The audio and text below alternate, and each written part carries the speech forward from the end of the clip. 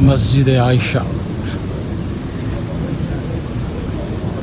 مسجد عائشہ مکہ سے تقریباً 6 کلومیٹر دور ہے. یہاں آ کے نوافل ادا کرتے ہیں اور نوافل ادا کرنے کے بعد واپس مکہ جاتے ہیں عمرہ کے لیے. یہاں پہ صرف عمرہ کی نیت کی جاتی ہے اور 2 نفل پڑھے جاتے ہیں. اس مسجد میں حضرت عائشہ کو آپ صلی اللہ علیہ وآلہ وسلم نے خصوصی اجازت دی تھی کہ وہ یہاں پہ نوافل پڑھ کے پھر مکہ آ کے عمرہ یا حج کر سکیں، ورنہ میقات کی جو اصل حدود ہے وہ یہاں سے کافی دور ہے. وہ جہاز میں اناؤنس کر دیتے ہیں یا پھر مدینہ سے واپسی پہ آؤ تو 2-2.5 گھنٹے کا سفر ہوتا ہے.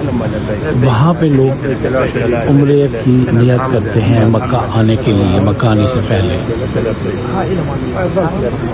مسجد عائشہ ہے، بہت مشہور ہے. ہر روز لوگ یہاں آتے ہیں 2-2 3-3 مرتبہ اگر کسی نے زیادہ عمرے کرنے ہوں. ایک عمرہ تو لازمی لوگ کرتے ہیں کیونکہ یہاں سے مکہ زیادہ دور نہیں ہے. ٹیکسی میں یہاں آتے ہیں پھر یہیں سے چلے جاتے ہیں. یہ پیچھے پہاڑ نظر آ رہے ہیں، بڑے خشک پہاڑ. اور یہ جگہ تو ظاہر ہے بالکل تبدیل ہو گئی. 1400 سال پہلے تو چٹیل کہہ لیں کہ پہاڑ تھے.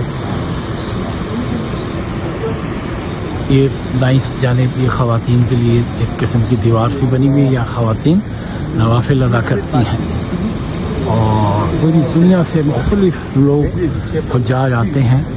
سب سے زیادہ عرب ممالک کے لوگ ہیں، جو یمن ہے، لیبیا ہے، شام ہے، عراق ہے.